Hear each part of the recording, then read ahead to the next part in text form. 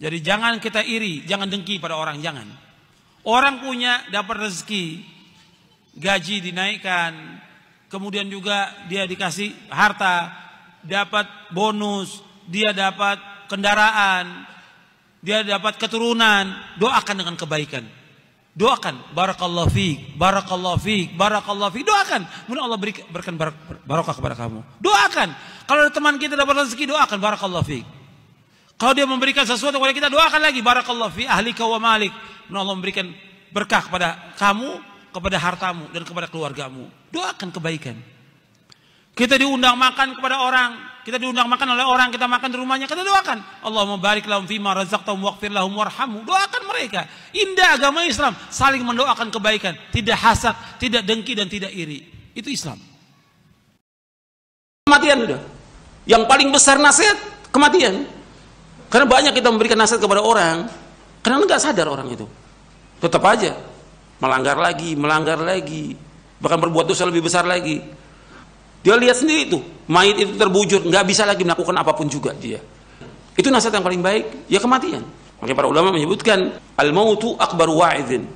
Dan kita dinasihati oleh banyak orang di sekitar kita yang meninggal depan, banyak orang. Itu mesti kita mengambil ibrah.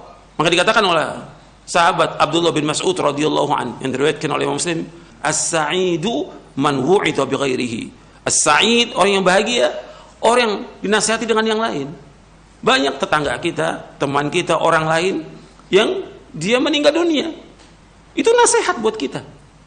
Agar kita ini bertaubat kepada Allah, agar kita kembali kepada Allah, agar kita melaksanakan tauhid, menjauhkan syirik, melaksanakan sunnah, menjauhkan bidah, melaksanakan sholat yang 5 waktu berjamaah, dan yang lainnya.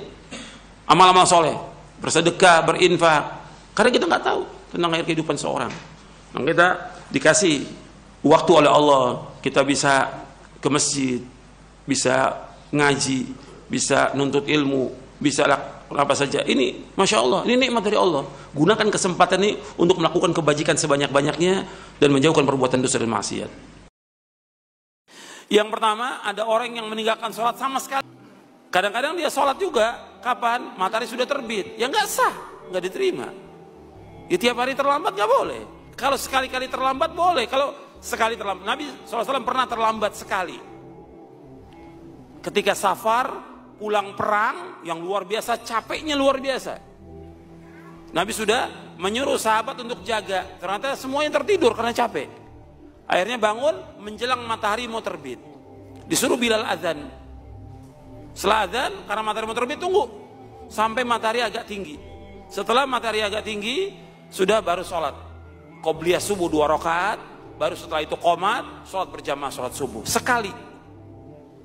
Cuma sekali itu terjadi. Dan riwayat yang sahih. Kalau umat Islam, sekarang beker ada, HP ada, semuanya ada. Bisa dia untuk bangun, tapi nggak bangun juga. Bahkan juga ya Allah Subhanahu wa taala menciptakan di antara makhluknya ayam. Itu kokoknya ayam itu membangunkan orang untuk sholat malam dan juga sholat subuh. Yang punya ayamnya nggak sholat. Kokok ayam berkali-kali dari mulai jam 3, jam 2 sudah kokok, jam 3 kokok. Kemudian jam 4 juga nggak bangun dia. Sudah matahari terbit baru bangun. Ini terjadi dan banyak terjadi. Jadi ikhwan fillah, jazakumullah, ini dianggap masalah ringan dan dianggap nggak ada masalah oleh kaum muslimin. Padahal ini masalah besar. Mari saudaraku, mari saudariku, kita belajar ilmu agama untuk apa? Kita belajar ilmu agama agar kita sendiri. Belajar ilmu agama agar kita sendiri berjalan di atas ilmu agama yang kita pelajari. Izinkan saya untuk mengatakan, kalau engkau belum bisa berjalan di atas jalan itu, tutup mulutmu bicara orang lain. Kalau ngurus diri sendiri saja nggak becus, ingin ngurus orang lain, yang benar saja. Di dalam Al-Quran perintah Allah adalah ku anfusakum, bukan ku ghairakum. Bentengi diri sendiri agar tidak terjerumus ke dalam jabakan-jabakan syaitan dan bala tentaranya. Bukan bentengi orang lain, bentengi masyarakatmu, bentengi wargamu, bentengi provinsimu, bentengi negaramu. Enggak. Pertanyaannya, sekuat apa kita membangun benteng pertahanan dengan permusuhan kita dengan syaitan? Sudah amankah panah-panah syaitan mendarat di tubuhmu dan hatimu sehingga engkau seolah-olah orang sehat yang ingin merubah orang sakit menjadi sehat? Duduk seorang anak bersama ayahnya dari ulama terdahulu di sebuah masjid. Lalu mereka belajar ilmu agama. Ayah mengajarkan kepada anak. Anak belajar dari ayahnya. Pemandangan yang langka di zaman sekarang walau masih ada. Allah takdirkan malam itu hanya mereka berdua yang belajar. Dan orang yang datang ke masjid, orang yang istirahat, tidur di masjid. Karena masjid dululah sentral kegiatan masyarakat. Bukan masjid zaman sekarang yang jam sekian ditutup, nggak boleh ada yang masuk. Karena kalau masuk dicurigai pencuri. Namun masjid di zaman dahulu adalah sentral kehidupan. Jantungnya aktivitas. Sehingga hal yang wajar orang masuk masjid untuk istirahat, tidur di masjid. Dan mereka tidak tidur di rumah. Terutama pemuda-pemudanya. Dan sampai zaman kakek dan nenek kita atau zaman ayah kita masih terbiasa jarang tidur di rumah karena tempat tidur adalah surau. Intinya malam itu hanya mereka berdua yang belajar. Kemudian mereka istirahat, bangun, sholat, belajar lagi. Dan tak ada orang yang melakukan itu kecuali mereka berdua. Yang lainnya tidur sampai mendekati waktu subuh. Alhasil, di akhir menjelang waktu subuh si anak berkata kepada ayahnya, "Ayahanda, untuk apa orang yang datang ke masjid kalau cuma untuk tidur doang?"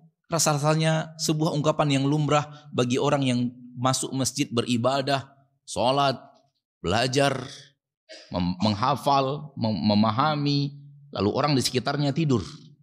Dan tak seorang pun yang melakukan aktivitas itu sampai mendekati waktu menjelang subuh. Terlontarlah kata-kata seperti yang telah kita sampaikan.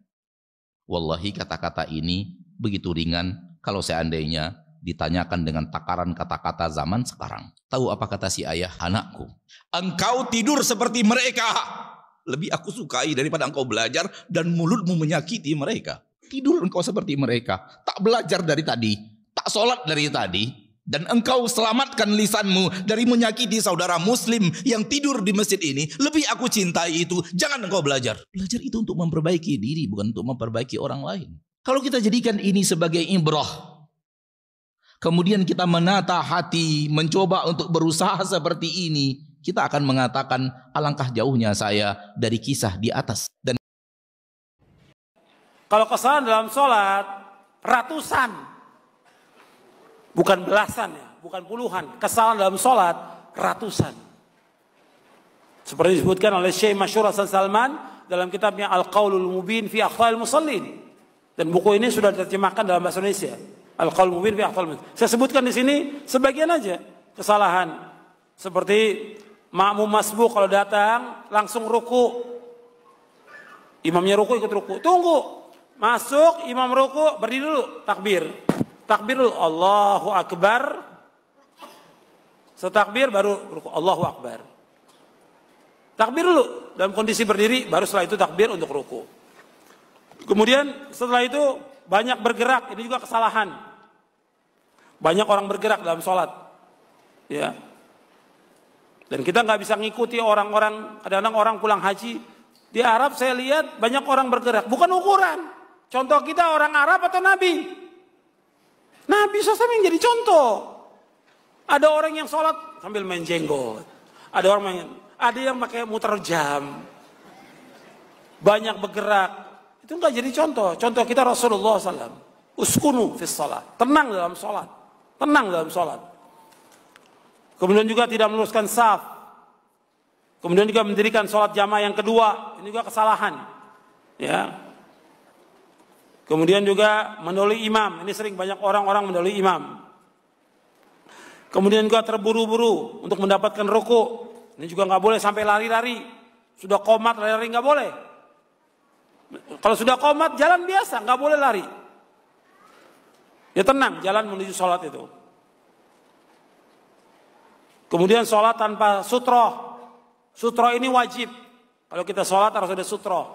Sutroh itu tiang setinggi ini. Sutroh itu. Jadi sutroh itu dari sini sampai sini. setinggi ini. Ya bisa tembok, bisa tiang, atau tas. Gitu. Itu sutro.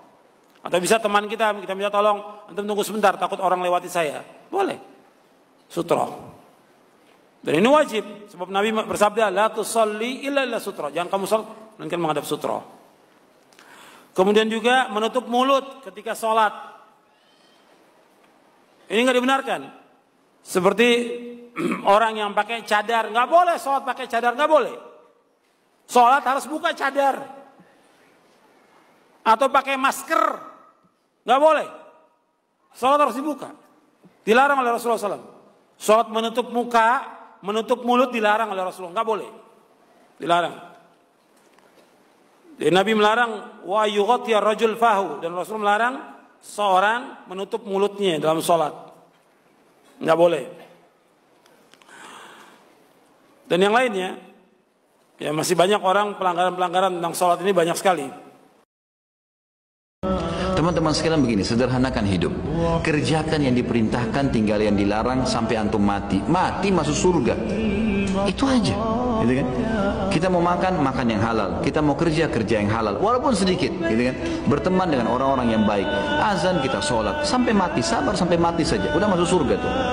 Tidak usah tambah-tambah program macam-macam mencari tahu kesalahan orang, ungkit-ungkit ini, urus itu, fitnah ini, apa manfaatnya?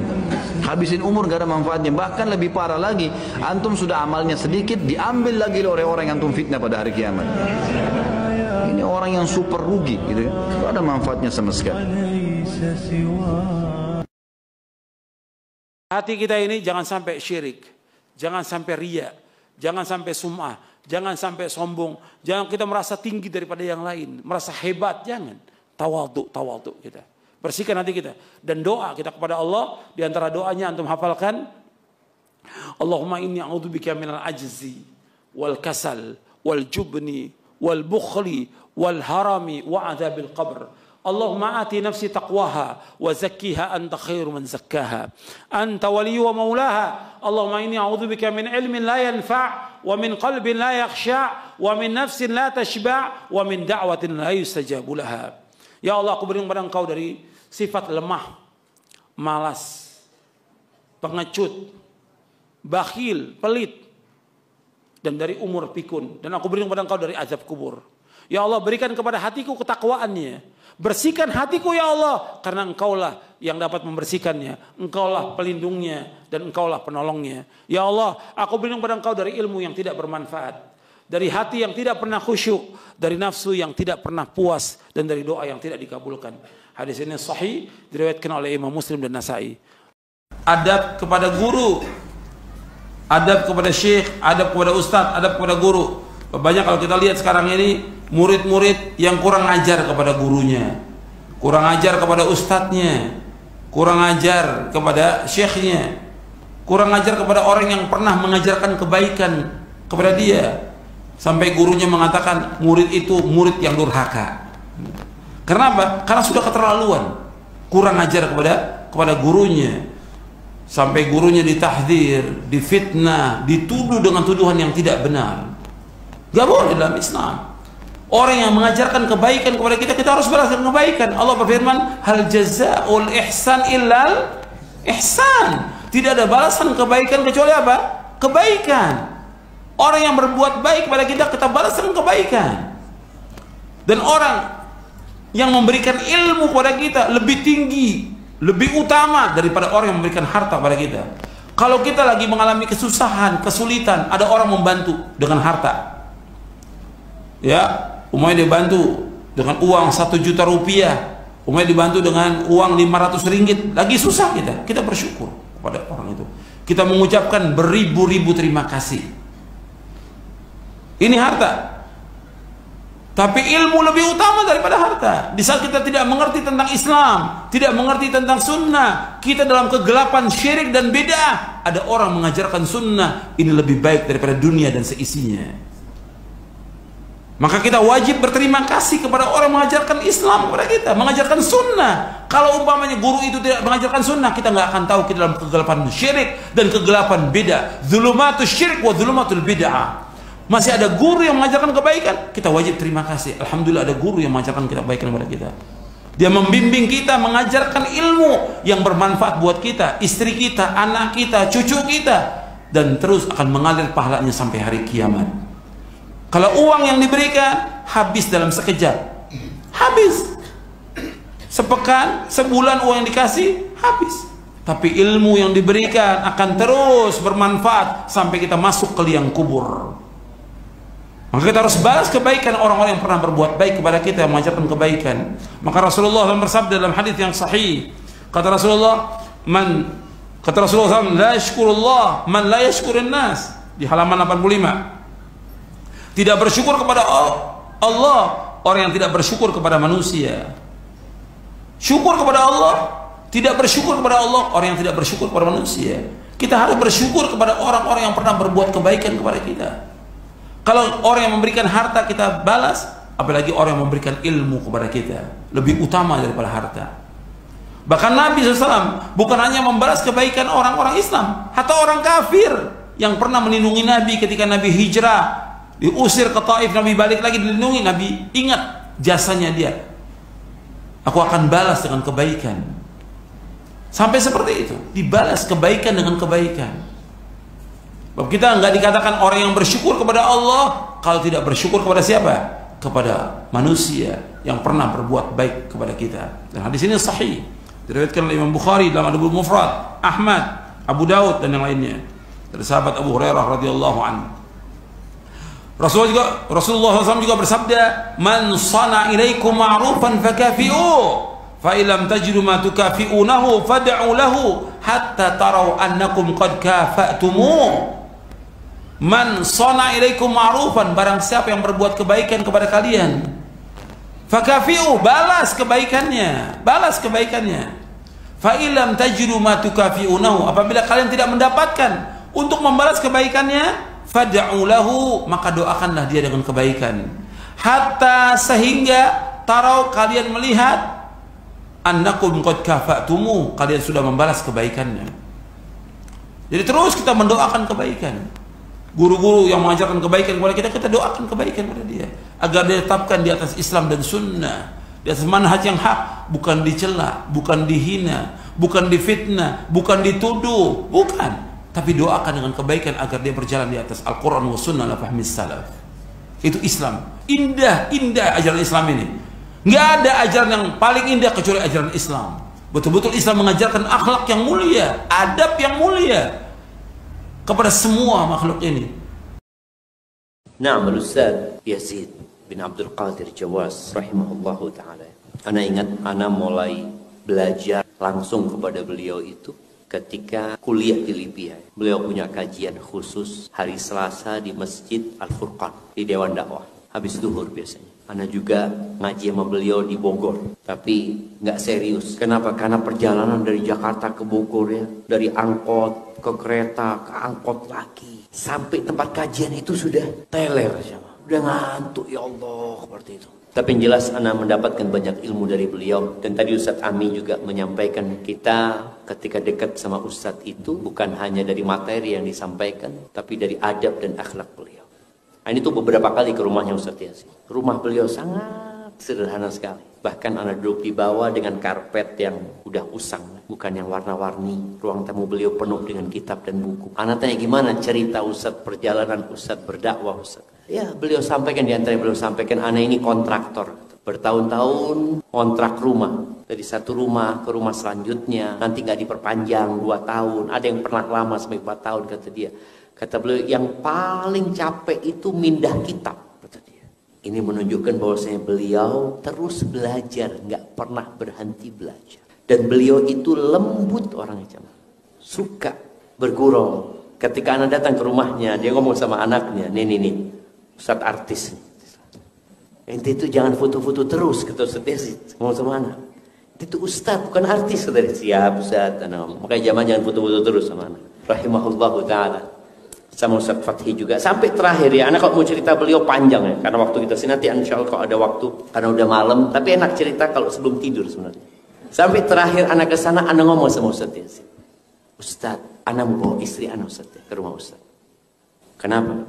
Supaya istrinya belajar sama istri Ustadz bagaimana sabarnya menghadapi perjuangan seorang Ustadz, Bagaimana suaminya dihina, suaminya dimaki, bagaimana suaminya diusir, kan hati istri itu ya.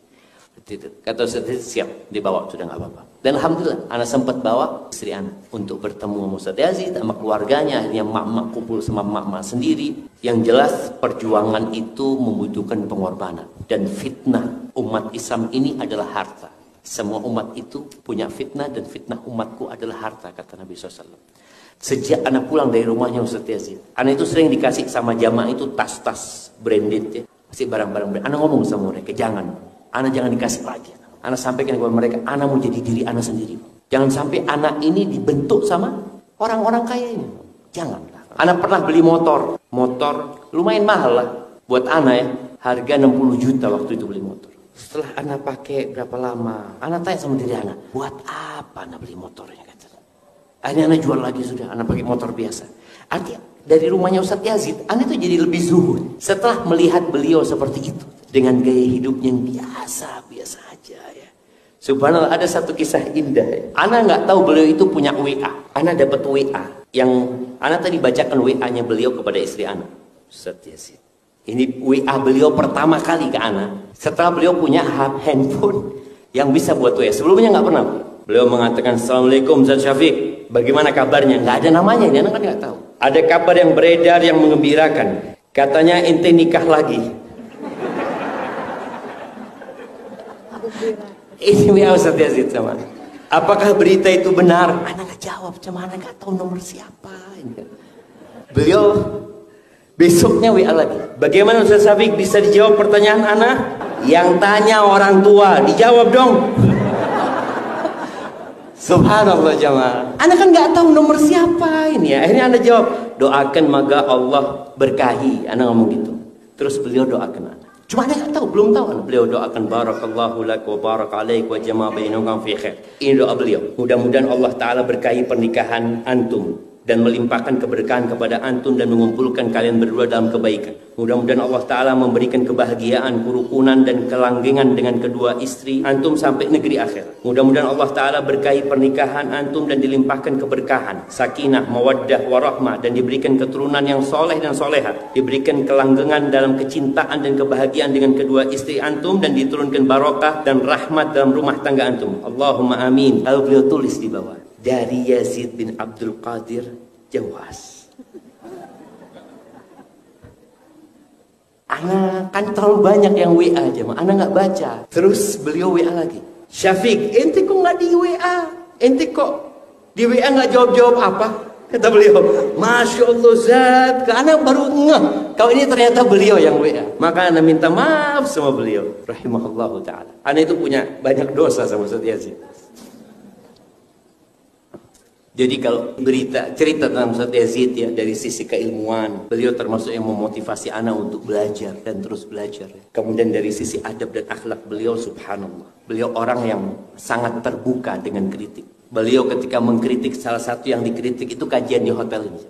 Dan anak berangkat jumpain beliau. Pada waktu awal-awal datang dari Madinah, ada teman-teman ngajakan kajian di hotel. Anak langsung diserang, "Ah, boleh itu ya Allah," kata. Akhirnya anak datang jumpain Ustaz Yazid. Jumpain Ustaz Abdul Hakim, diskusi sama beliau. Masya Allah, beliau sangat terbuka sekali. Artinya ada hal-hal yang memang merupakan hanya pendapat pribadi. Ada hal-hal yang memang berlandaskan dalil, beliau sampaikan. Dan sekali lagi, ya anak mungkin nggak akan menemukan ganti seperti sosok Ustaz Yazid rahimahullahu ta'ala. Itu mungkin sedikit tentang beliau ya. Yang jelas kalau anak di rumah beliau senang sekali. Anak-anak kalau anak bawa ke rumah Ustaz Yazid, senang mereka. Dia akan kapan lagi ke rumah Ustaz Yazid. Karena mereka banyak dapat nasihat dari beliau rahimahullahu ta'ala. Dan semoga keluarganya dikasih kesabaran. Dan semoga umat Islam gak berhenti mendoakan beliau. Dan ilmu beliau jangan sampai berhenti di dada antum. Sampaikan kepada yang lainnya. Barakallahu fikum. Saya mau nanggapi tentang polemik dakwah atau kajian di hotel, apalagi yang memang berbayar. Ada dua pendapat memang. Dalam hal ini sebagian asatidzah kita tidak setuju. Kenapa? Karena diantaranya adalah, bukankah dakwah itu harusnya bisa dinikmati oleh kaum muslimin secara luas? Sementara di hotel itu kan pasti terbatas jumlahnya. Kemudian bisa jadi malah berbayar. Belum lagi pada sebagian model dakwah berbayar, ada yang lebih mirip konser. Karena dia pakai gini, yang depan itu apa namanya? Misalnya yang VIP, terus yang selebgram, terus yang nanti festival, apalagi. Terus yang di tribun, semakin dekat, semakin harganya mahal. Nah, dengan sudut pandang ini, sebagian asatidzah kita melarang. Ada pendapat yang kedua, di mana mereka tidak menolak. Dengan alasan, ada sebagian model dakwah yang memang dibutuhkan oleh kaum muslimin. Kajian keluarga, sambil liburan. Misalnya di Malang, di Jogja, di mana. Di situ mereka sewa ballroom, terus fasilitasnya adalah kamar, sekian malam, terus nanti ada hadonahnya, pengasuhan anak-anak, ada permainan anak-anak, ada hadiah, ada souvenir dan lain-lain. Dan ini tidak bisa dikerjakan di sembarang hari. Kalau sepanjang tahun mungkin orang bisa pakai masjid. Tapi ini kan bertepatan dengan waktu liburan. Nah, di waktu liburan mungkin diisi dengan sekalian supaya liburan itu bermakna, supaya liburan itu tidak sekedar jalan-jalan begitu saja, tetapi ada unsur ilmunya, ada unsur ibadahnya. Nah, dengan sudut pandang ini sebagian guru-guru kita memperbolehkan. Nah, teman-teman yang dirahmati Allah, yang ingin saya bahas itu bukan hukumnya, karena ustaz kita lebih pintar dalam hal ini. Yang saya mau soroti adalah ketika ini muncul di media sosial, sebagian orang tiba-tiba jadi tukang ngadu domba. Tiba-tiba ngadu domba. Nih, dengerin nih yang kayak gini nih, terus yang ini ke sebelah sana juga seperti itu. Akhirnya terjadi perdebatan, akhirnya terjadi kisruh di media sosial. Yang mau saya sampaikan di video pendek saya ini adalah belajarlah menjadi seorang penuntut ilmu yang profesional. Jangan kayak newbie. Apa kita tidak pernah diajarkan bagaimana adabul khilaf, dan khilaf itu tidak mungkin dihindari. Tapi ada garis-garis yang disebutkan oleh para ulama dalam menyikapi setiap ikhtilaf yang muncul di hadapan kita. Perhatikan ikhtilafnya ini. Apakah ada dalil qat'i atau tidak ada? Apakah ini tadad? Atau jangan-jangan ini hanya tanawwu'? Atau kalaupun ini dianggap tadad, apakah dia mu'tabar atau ghairu mu'tabar? Ini masalahnya adalah akidah atau fikih? Ini masalah ijtihadiyah atau masalah yang sudah jelas tentang dalil-dalilnya?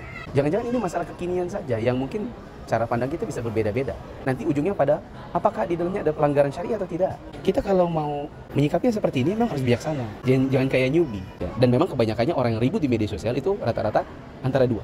Newbie yang bingung, lalu kebingungannya dia lempar di media sosial, atau orang lama ngaji, tapi memang pada dasarnya ilmu itu nggak masuk di hatinya, belum terpatri di jiwa dan benaknya, dan memang pada dasarnya punya niat-niat buruk. Di antaranya adalah untuk ngadu domba. Dan itu bukan seorang penuntut ilmu. Semakin banyak kita menuntut ilmu, semakin banyak kita belajar tentang ilmu ini, tentunya dengan dibarengi dengan akhlak, insya Allah kita akan semakin mudah dalam menyikapi perbedaan-perbedaan dan perselisihan yang terjadi, terutama di antara guru-guru kita, dengan cara yang bijaksana. Tidak menjadi tukang adu domba. La yadkhulul jannata namma, atau la yadkhulul jannata qattat. Tidak akan masuk surga seorang tukang adu domba.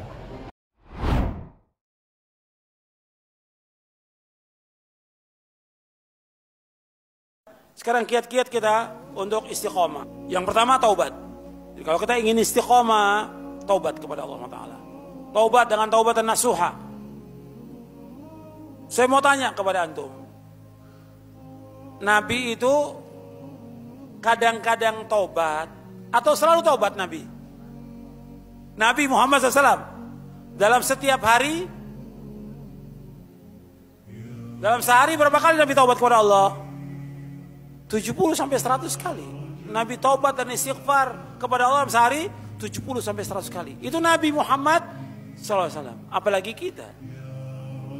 Kita taubat kepada Allah. Allah merintahkan kepada kita, ya ayyuhalladzina amanu tubu ilallahi taubatan nasuha. Wahai orang beriman, taubatlah kepada Allah dengan taubatan nasuha. Taubat dengan taubat yang jujur, taubat yang benar, taubat yang ikhlas, taubat yang tidak mengulangi lagi perbuatan dosa. Taubat kepada Allah. Karena dengan kita taubat, Allah akan memberikan hidayah. Orang yang selalu taubat dan kembali kepada Allah, Allah berikan hidayah. Allah sebutkan dalam surah Ar-Ra'd, innallaha yudhillu man yasha wa yahdi ilaihi man anab. Allah menyesatkan siapa yang Allah kehendaki, Allah menunjuki siapa yang kembali kepada Allah, yang taubat. Begitu juga Allah berfirman dalam surah Asy-Syura ayat 13, Allah yajtabi ilaihi man yasha wa yahdi ilaihi man yunib. Allah memilih siapa yang Allah kehendaki dari hambanya, Allah menunjuki orang yang bertaubat. Kalau kita yang dapat hidayah, istiqamah, taubat kepada Allah. Dan taubatnya terus. Setiap hari kita mengakui dosa-dosa kita. Istighfar juga, minta ampun kepada Allah di waktu sahur. Wabil asharihum yastaghfirun. Dan dengan taubat kita akan menjadi orang-orang yang sukses. Allah berfirman dalam surah An-Nur, wa tubu ilallahi jami'an ayyuhal mu'minuna la'allakum tuflihun. Bertaubatlah kalian wahai orang beriman agar kalian menjadi orang-orang yang sukses, orang yang beruntung. Taubat kepada Allah supaya istiqomah, taubat setiap hari. Dan ini taubat terus. Taubat awal perjalanan seorang hamba, pertengahan dan akhir. Seperti yang dijelaskan oleh Al-Imam Ibnu Qayyim dalam kitabnya Madarijus Salikin. Yang kedua senantiasa mentauhidkan Allah, menjauhkan syirik. Jadi harus betul-betul kita istiqomah. Karena mana istiqomah? Istiqomah di atas tauhid yang pertama kali. Menjauhkan syirik. Coba kita introspeksi pada kita. Kita ini sudah benar belum tauhid kita tentang rububiyah tadi yang saya sebutkan. Uluhiyah kita, asma wa sifat. Tentunya kita harus belajar lagi tentang kitab tauhid. Selesai, ulangi lagi. Selesai, ulangi lagi kitab tauhid itu. Usulus Salatah, ulangi lagi kitab tauhid. Oleh Syekh Muhammad bin Abdul Wahab, ulangi lagi selesai. Baca syarahnya Fathul Majid, ulangi lagi. Manfaatnya besar itu. Tambah keyakinan kita, tambah iman kita kepada Allah Taala. Kita harus mentauhidkan Allah. Jangan sampai kita jatuh dalam perbuatan syirik.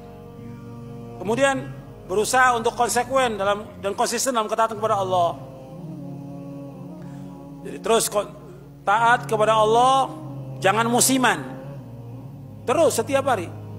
Kalau kita kemarin Ramadan bisa melakukan ketaatan, kenapa sekarang nggak bisa? Terus berusaha kita untuk taat kepada Allah. Salat malamnya kita lakukan lagi, baca Qur'annya kita khatamkan lagi dan baca artinya, baca tafsirnya.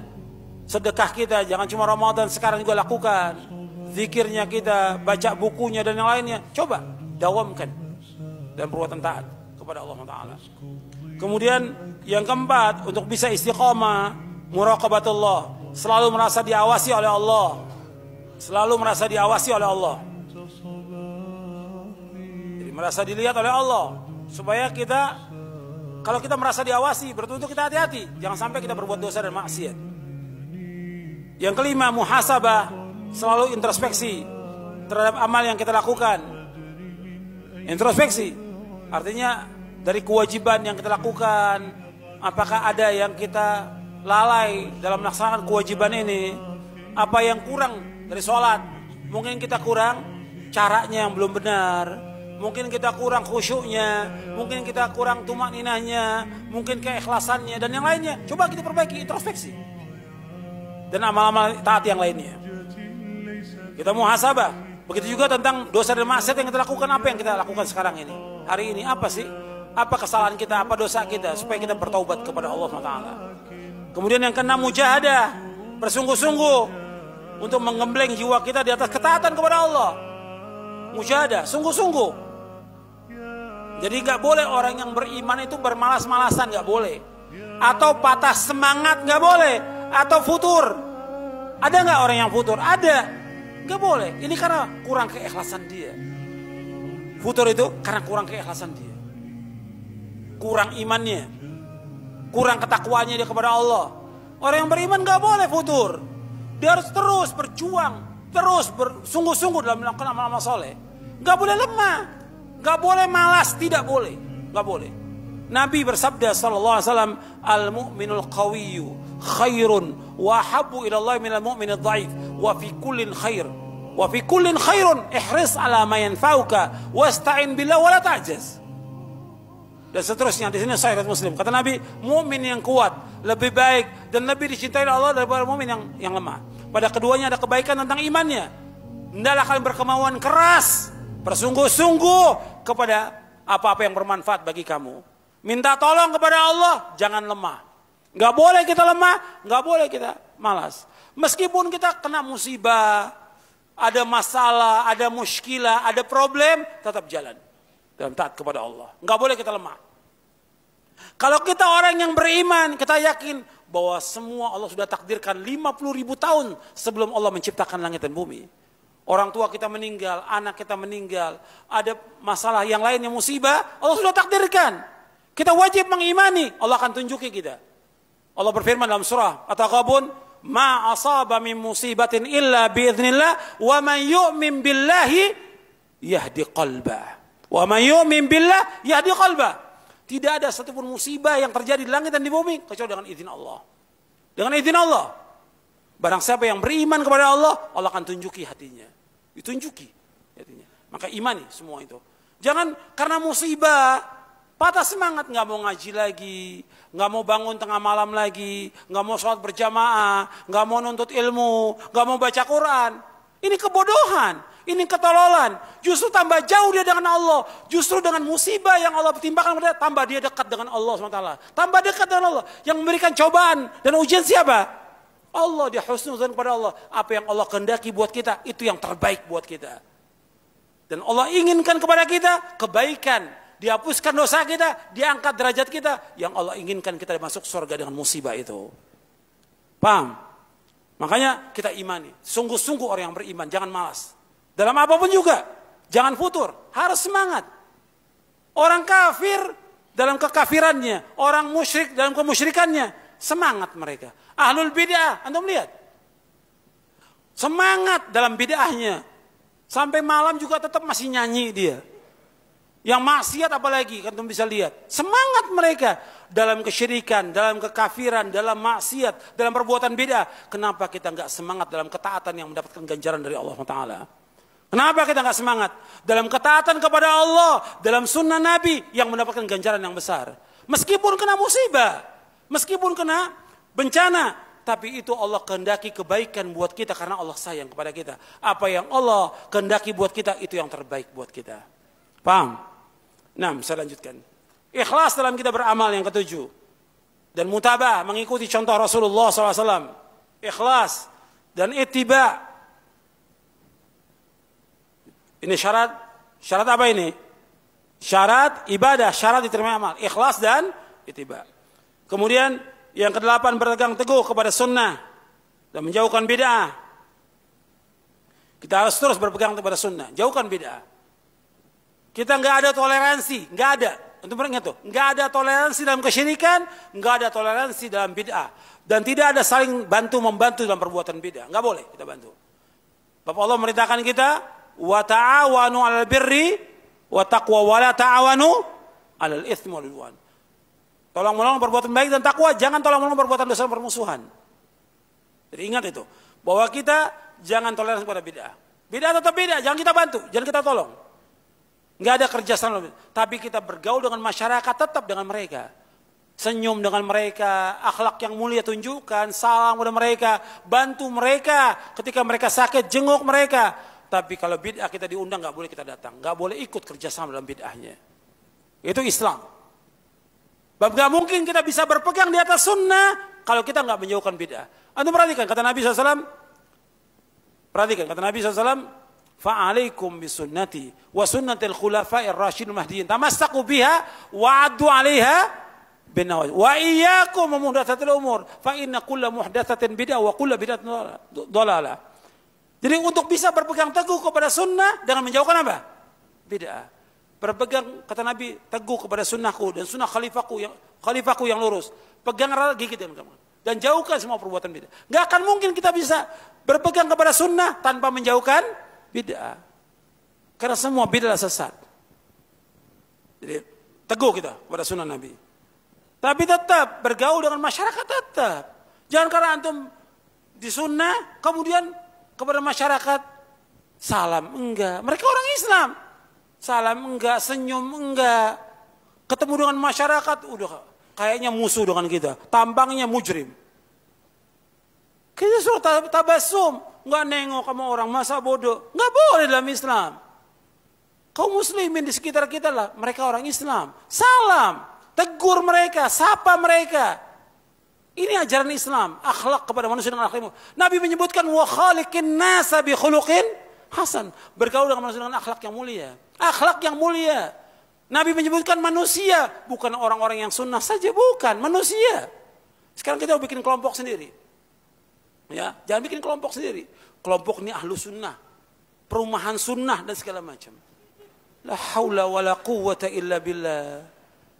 Bergaul dengan kaum muslimin. Nanti kalau ada perumahan sunnah, nanti ada mobil sunnah, sepeda sunnah, penghinaan kepada sunnah. Untuk mengharapkan duit. Ya mungkin untungnya hanya 1 miliar, 2 miliar. Dia jual nama sunnah. Gak boleh dalam Islam seperti itu. Gak boleh. Kecil 1 miliar, 2 miliar, 10 miliar. Kecil lah. Dibandingkan dengan kita berpegang teguh pada sunnah ini. Dunia dan seisinya gak ada harganya insya Allah. Jangan kita korbankan sunnah karena mencari keuangan dunia. Jangan. Pegang teguh kepada sunnah, jauhkan semua itu. Kemudian selanjutnya, menjaga salat yang 5 waktu. dengan berjamaah di masjid bagi laki-laki. Adapun bagi wanita yang terbaik di rumah. Ini sudah saya jelaskan tadi. Kemudian 10 berani dalam melakukan amar ma'ruf dan nahi mungkar sesuai dengan syariat Islam. Karena untuk kita istiqomah berani dalam melakukan amar ma'ruf nahi mungkar. Ini banyak kaum muslimin nggak berani. Sama istrinya takut. Sama istrinya takut, nggak berani. Istrinya maksiat, istrinya ngomong dengan laki-laki, duduk dengan laki-laki, suaminya diam. Nggak boleh, dia wajib menyuruh. Si istrinya nonton TV, maksiat, dibiarkan. Nggak boleh, sama anaknya takut. Harus tegas kepala rumah tangga. Sebab Allah mengatakan, ar-rijalu qawwamun 'alan nisa. Allah berfirman, ya ayyuhalladzina amanu qu anfusakum wa ahlikum nara. Wahai orang beriman, menjaga diri kamu, keluarga kamu dari api neraka. Tegakkan amar ma'ruf dan nahi mungkar dalam rumah kita. Larang yang dia salah, larang.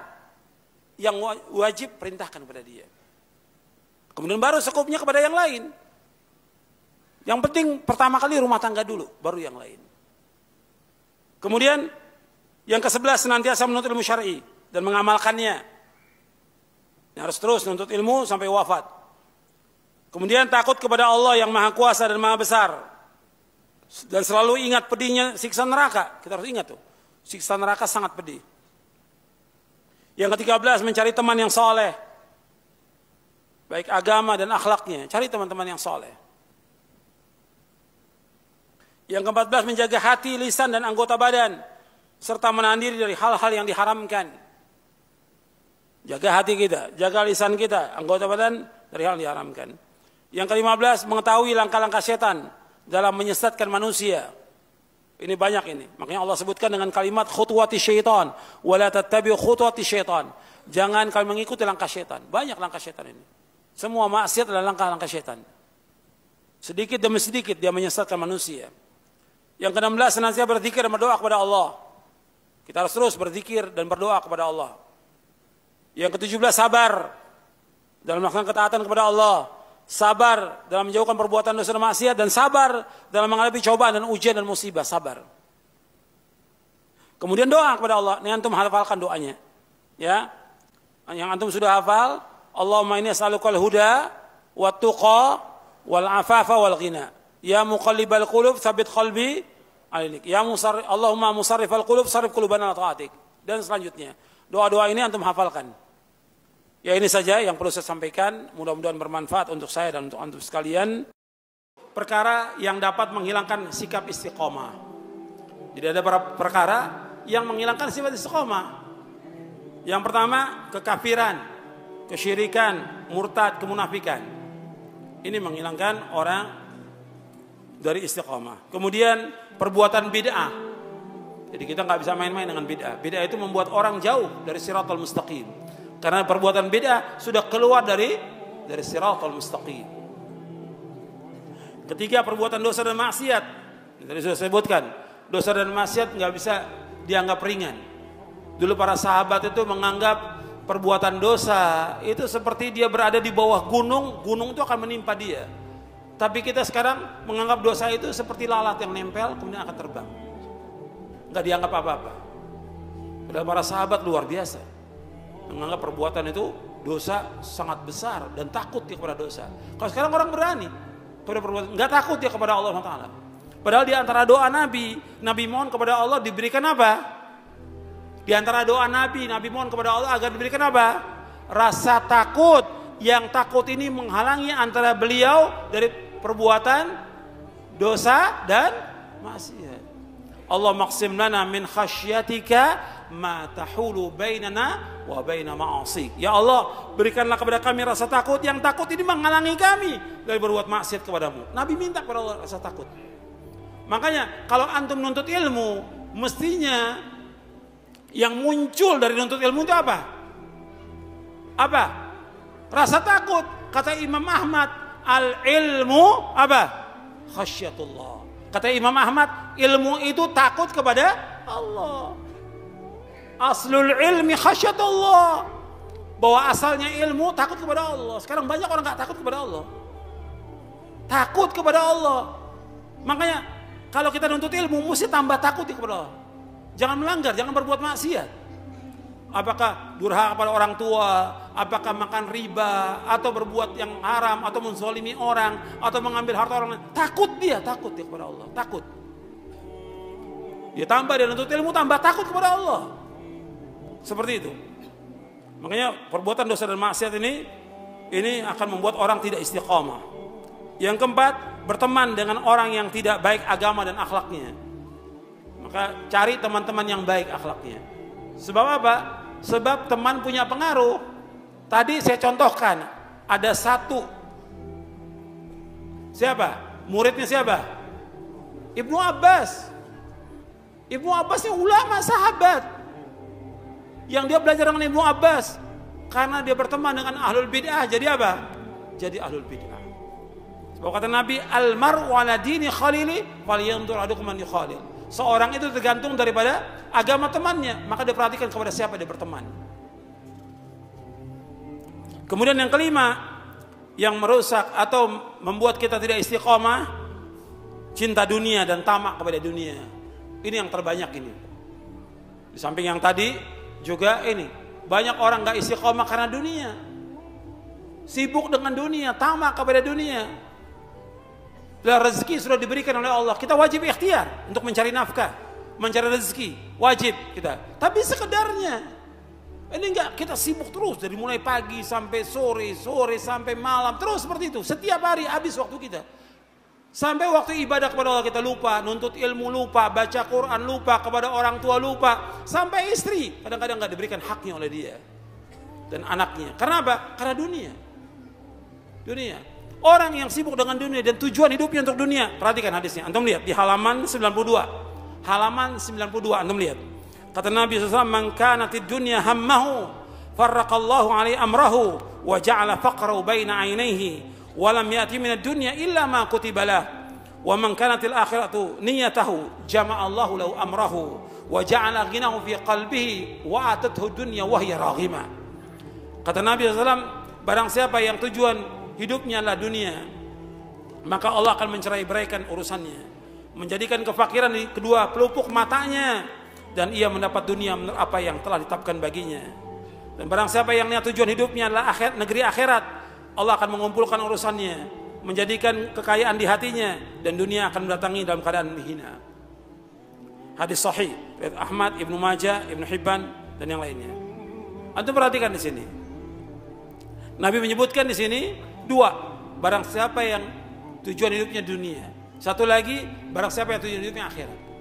Yang tujuannya dunia, meskipun dia kerja terus pagi sampai malam, malam sampai pagi terus, tetap aja rezekinya segitu yang Allah kasih. Tapi orang yang tujuannya akhirat, apa kata Nabi Muhammad SAW di sini? Allah kumpulkan urusannya, dimudahkan urusannya oleh Allah. Kemudian apa? Wa ja'ala ghinahu fi qalbihi. Allah berikan kekayaan dalam hatinya. Karena hakikat kekayaan yang sebenarnya kaya apa? Kaya hati. Bukan kaya harta. Laisal ghina an kathratil ardh walakinal ghina ghina nafs, kata Nabi. Bahwa kekayaan itu bukan banyaknya harta, bukan. Tapi kekayaan yang hakiki kaya hati. Dia merasa cukup dengan apa yang Allah berikan, merasa puas dengan apa yang Allah berikan. Perhatikan. Orang yang merasa cukup dan puas dengan rezeki yang Allah berikan kepada dia, meskipun hanya sekedarnya dia dapat setiap hari, maka dia menjadi orang yang paling kaya di muka bumi ini. Antum ingat tuh, orang yang dia cukup dengan rezeki yang Allah berikan kepada dia, umumnya sehari dia cuma dapat 10.000 rupiah, cukup dia buat istri dan anaknya, cukup dia, dan dia puas, dan dia bersyukur kepada Allah, maka dia menjadi orang yang paling kaya di muka bumi ini. Kata Nabi SAW, warda bima qasamallahu laka takun agnan nas. Adalah kamu menjadi orang yang redha dan puas dengan apa yang Allah berikan rezeki kepada kamu, maka kamu jadi orang yang paling kaya di muka bumi ini. Ini hadis Nabi SAW. Makanya kita merasa cukup. Dan Nabi menyebutkan juga termasuk orang yang bahagia. Dalam hadis yang sahih riwayat Muslim, Nabi bersabda, qad aflaha man aslama wa ruziqa kafafan wa qanna'u bima ata. Kata Nabi, sungguh sukses, sungguh beruntung, sungguh berbahagia orang Islam. Diberikan rezeki cukup dan dia puas dengan apa yang Allah berikan kepadanya. Dia orang yang beruntung, kata Nabi SAW. Bahkan orang yang dia paginya selamat, punya makan cuma itu aja. dan dia puas, dia seolah memiliki dunia, kata Rasulullah. Memiliki dunia. Cuma makan cuma satu piring dengan apa adanya, tapi dia memiliki dunia, kata Rasulullah SAW. Hadis riwayat Tirmidzi. Makanya kita harus puas dan cukup dengan apa yang Allah berikan. Kalau kita lihat sekarang ini orang banyak tamak pada dunia, ngejar dunia, nggak merasa puas. Akhirnya apa? Lupa udah. Nggak. Kadang-kadang sholatnya pun ditinggalkan oleh dia. Atau sholatnya zuhur menjelang asar, asar menjelang maghrib. Karena apa? Dunia. Maghrib menjelang isya, subuh udah nggak kelihatan sudah di masjid kalau subuh. Udah nggak kelihatan subuh. Nggak muncul di masjid ya. Dunia yang membuat dia rusak. Dunia. Membuat orang gak istiqomah karena dunia. Dan ingat, orang mukmin tujuan hidupnya apa? Orang mukmin tujuan hidup apa? Akhirat, bukan dunia. Dunia ini semuanya seisinya lebih jelek daripada bangkai kambing dunia ini. Makanya bodoh orang yang dia sibuk dengan dunia, tamak pada dunia, orang yang bodoh. Kata Al-Imam Ibnu Qayyim dalam kitabnya Uddatus Sabirin wa Dzakhiratus Syakirin, orang yang tamak pada dunia adalah orang yang paling bodoh dan paling idiot akalnya di muka bumi ini. Gak punya akal. Kalau orang yang berakal, dia mesti tujuannya akhirat. Dunia ini kehidupan yang fana, kehidupan yang sebentar, kehidupan mimpi, fata morgana dunia ini. Tapi akhirat kehidupan yang kekal dan abadi. Allah berikan rahmat di muka bumi ini berapa? Allah berikan rahmat di muka bumi berapa? Satu, yang 99 di mana? Di akhirat. Kalau orang yang nyari satu, akalnya nggak waras. Paham? Bapak Ibu paham ya? Yang dicari yang mana? Akhirat. Orang yang beriman yang cari akhirat. 99 rahmat Allah sediakan di sorga. Bukan yang satu rahmat. Yang satu rahmat Allah berikan kepada semuanya. Kepada orang kafir, orang fajir, munafik, manusia, binatang. Semua diberikan satu rahmat oleh Allah. Tapi 99 untuk orang yang beriman nanti di sorga. Yang dicari orang beriman yang 99. Makanya kita harus istiqomah dalam agama ini. Yang kita cari akhirat bukan dunia. Dunia nggak ada arti apa-apa. Meskipun hanya seberat sayap nyamuk.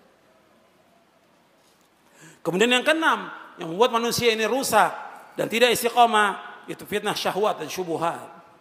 Syahwat dan syubuhat. Hawa nafsu dan syubuhat. Saya sebutkan di sini, fitnah syahwat, fitnah keduniaan.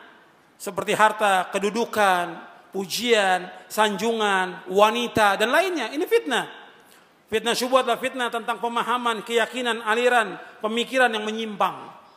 Fitnah syubhat, fitnah kesesatan, maksiat, bid'ah, kezaliman, kebodohan, keyakinan, pemikiran, serta pemahaman yang sesat. Fitnah syahwat membuat rusak niat dan tujuan dalam ibadah kepada Allah. Saya ulangi, untuk melihat di halaman 95. Halaman 95. Fitnah syahwat membuat rusak niat dan tujuan dalam ibadah kepada Allah. Dan fitnah syubhat membuat rusaknya ilmu dan keyakinan. Jadi kalau fitnah syahwat membuat rusak niat dan tujuan dalam ibadah kepada Allah. Fitnah syahwat tadi seperti harta, dunia, pekerjaan, pangkat, jabatan, uang, dan yang lainnya. Nabi ini nggak takut umatnya fakir, nggak takut. Yang Nabi takut dibukakan pintu dunia. Sehingga rusak tujuannya. Yang mesti tujuannya dia akhirat, jadi tujuannya apa? Dunia. Ini makanya fitnah syahwat membuat rusak niat dan tujuan ibadah kepada Allah. Adapun fitnah syubhat membuat rusaknya ilmu dan keyakinan.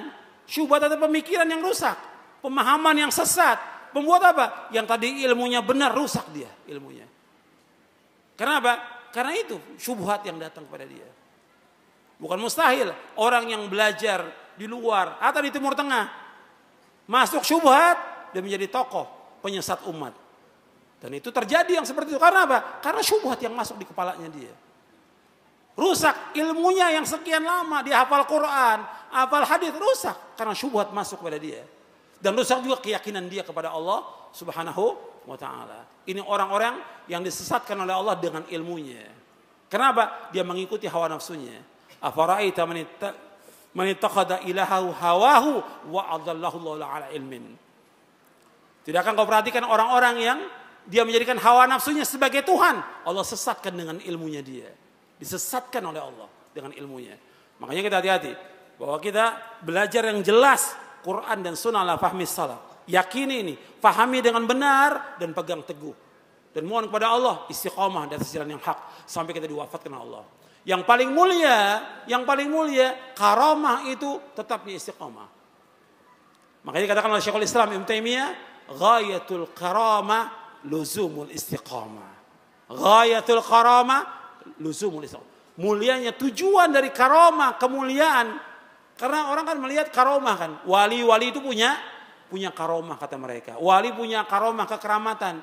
Kata Syekhul Islam, bukan itu tujuannya. Karamah yang sebenarnya bagaimana dia istiqamah sampai dia diwafatkan oleh Allah, istiqamah di atas tauhid, istiqamah di atas sunnah, istiqamah di atas manhaj salaf, istiqamah dalam dia mengikhlaskan ibadah kepada Allah, istiqamah dalam ketaatan, istiqamah dalam menjauhkan semua perbuatan maksiat.